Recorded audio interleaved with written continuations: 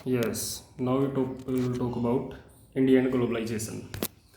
भारत और वैश्वीकरण। इस पॉइंट्स में हम पढ़ेंगे भारत ने किस तरह से वैश्वीकरण के साथ डील किया है या वैश्वीकरण को किस हद तक अपनाया है।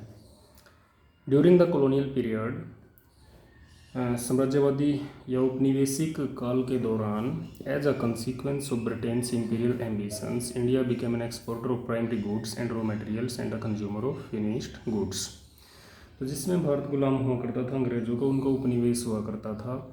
उस समय में भारत को अंग्रेज़ों ने सिर्फ और सिर्फ एक उपभोक्ता बना करके रख दिया था, एक कंज्यूमर बना दिया था। फिनिश्ड गुड्स, तैयार वस्तुओं का एक उपभोक्ता उनको बना दिया था। कच्चा पदार्थ वो ले जाते थे भारत से और उसको अपने देश में जा करके तैयार करके तैयार माल को भारत में बेच डालते थे।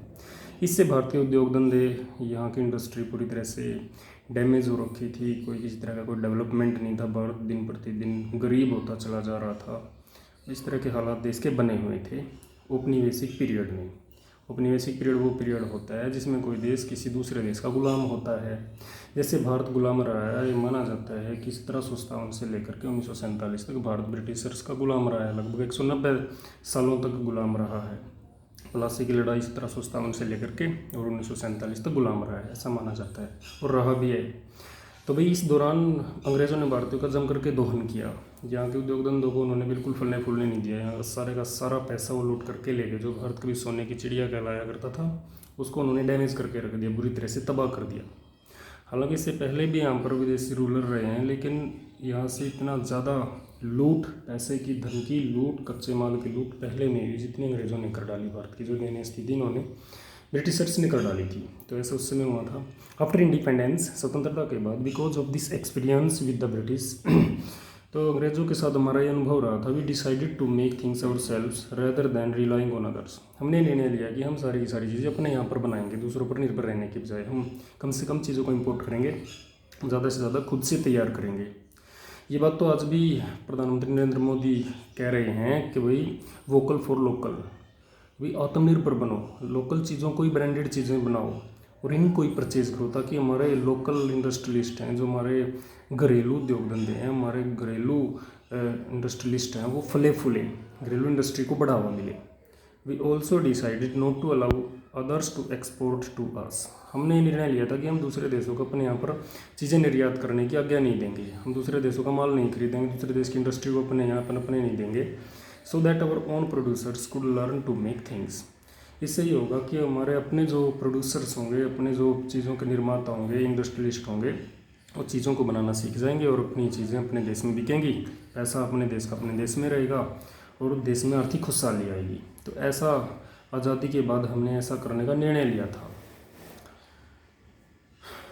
बट इन 1991, इसके अलावा हम एक देख लेते हैं points, one more points also. This protectionism generated its own problems. परिसंरक्षणवाद ने कुछ अपनी तरह की समस्याएं उत्पन्न कर दी। प्रोटेक्शनिज्म या संरक्षणवाद क्या होता है? इसका मतलब, संरक्षण का मतलब होता है रक्षा करना।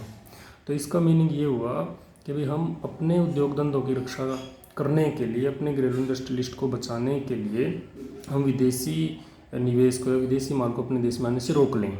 हम अपने उद्योग धंधों का इस तरह से प्रोटेक्शन कर लें, चाहे वो अच्छी क्वालिटी के न हों, लेकिन हम अपने उद्योग धंधों से बना सामान खरीदें, उसी को कंज्यूम करें और विदेशी जो माल है उसका कम से कम आयात करें।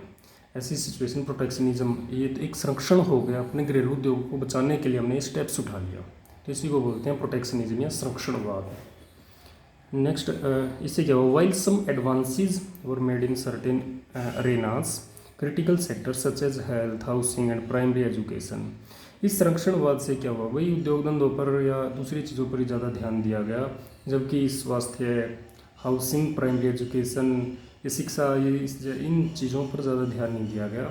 उससे क्या हुआ? Did not receive the attention they deserve. इन पर इतना ज़्यादा ध्यान नहीं दिया गया, जिससे इनकी हालत खस्ता हो गई। जब देख ही रहे हो, शिक्षा, हेल्थ, ये सारी चीज़ें जो है देश में ज़्यादा अच्छे स्तर पर नहीं चल रही हैं। दुनिया की टॉप मोस्ट 100 यूनिवर्सिटीज़ में एक भी यूनिवर्सिटी भारत की नहीं है। जितने इन्वेंशन होते हैं कुछ भी भारत में नहीं होता। तो इसका कारण क्या है? ध्यान नहीं दिया जा रहा, बजट कम रखा जाता है एजुकेशन के लिए, स्वास्थ्य सुविधाएं आप देख ही रहे हो पूरी तरह से चरमरा रही। तो ये तमाम चीज़ें।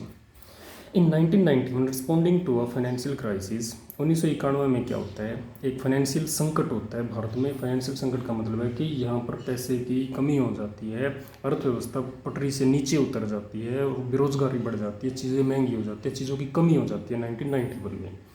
And to the desire for higher rates of economic growth, एक तो ये 1991 में फाइनेंशियल क्राइसिस हमारे यहाँ पर आ गई, आर्थिक संकट उत्पन्न हो गया, बेरोजगारी बढ़ गई, उद्योग धंधे तबाह हो गए, पैसे की कमी हो गई, चीज़ों की कमी हो गई। दूसरा क्या है, to the desire for higher rates of economic growth, और हमारी ये इच्छा थी कि हम आर्थिक रूप से ज़्यादा विकास करें, क्योंकि हमारे साथ ही आज़ाद हुए देश चाइना जैसे देश फर्श से अर्श तक पहुँच चुके हैं। उसके अलावा कई सारे देश जिनके पास हमारे जितने भी संसाधन नहीं है, फर्टाइल लैंड नहीं है, रॉ मटेरियल नहीं है, उसके बावजूद वो डेवलपमेंट कर रहे हैं। तो हमने ये निर्णय लिया कि अभी हमने भी विकास करना है। ऐसा करने के लिए India embarked on a programme of economic reforms, Bharat ने कुछ आर्थिक सुधार किए जिनको एलपीजी के नाम से जाना जाता है, लिबरलाइजेशन, प्राइवेटाइजेशन और ग्लोबलाइजेशन, उदारीकरण, निजीकरण और वैश्वीकरण। इन दो को बाद में डिस्कस करेंगे। भी बात करते हैं वैश्वीकरण की। तो कहीं ना कहीं वैश्वीकरण की जो कंसेप्ट है भारत ने 1991 में खुले तौर पे अपनाई। 1991 से पहले तक भारत में वैश्वीकरण को इतना ज़्यादा अच्छे लेवल पर अपनाया नहीं गया था। वैश्वीकरण को इतनी ज़्यादा छूट नहीं मिली थी विदेशी कंपनियों को भारत आने की, विदेशी माल को इंपोर्ट करने की। लेकिन उसके बाद 1991 में आर्थिक संकट आने के बाद हमने वैश्वीकरण को और ज़्यादा अपने देश में अपनाया और ज़्यादा विदेशी कंपनियों को आमंत्रित किया भारत में आने के लिए। नेक्स्ट क्या होता है,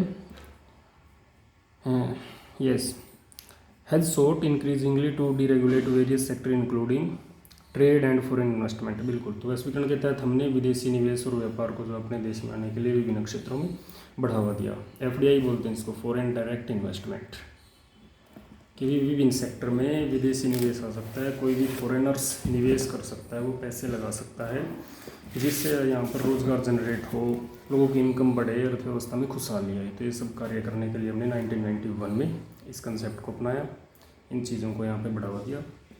अब बात कर लेते हैं क्वेश्चन क्या बन सकते हैं इनमें से। तो ये बन सकता है कि what is colonial period. Colonial period से आप क्या समझते हो, उपनिवेशिक काल से आप क्या समझते हो, साम्राज्यवादी शासन या कॉलोनियल पीरियड सेम चीज़। तो साम्राज्यवादी शासन या उपनिवेशिक काल से आप क्या समझते हो, ये क्वेश्चन आपसे पूछा जा सकता है।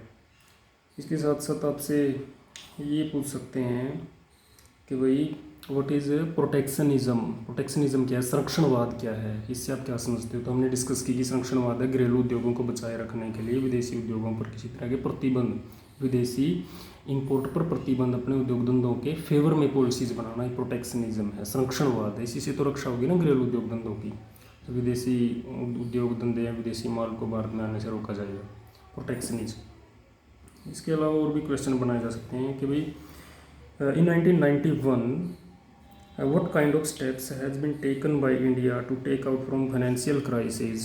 जो फाइनेंशियल क्राइसिस आ गया था उससे बाहर निकलने के लिए 1991 में भारत ने क्या स्टेप्स उठाए। तो आप लिखोगे सिंपली कि भारत ने एलपीजी की कंसेप्ट को अपनाया, वैश्वीकरण को और ज़्यादा अपनाया, वैश्वीकरण को भारत में आमंत्रित किया, एफडीआई को बढ़ावा दिया, तो ये वेरियस सेक्टर में फॉरेन इन्वेस्टमेंट को, ट्रेड को आमंत्रित किया गया, इनको बढ़ाया गया, इंक्रीजिंगली तेज़ी से बढ़ाया, इकोनॉमिक रिफॉर्म्स किए गए, आर्थिक सुधार किए गए। ये कुछ 2-4 बातें हैं जो आप लिख दोगे इसमें। तो the next point we will discuss in next videos, resistance to globalisation, वैश्वीकरण का प्रतिरोध, विरोध क्या हो, ये नेक्स्ट वीडियो में हम डिस्कस करते हैं। Okay, thank you.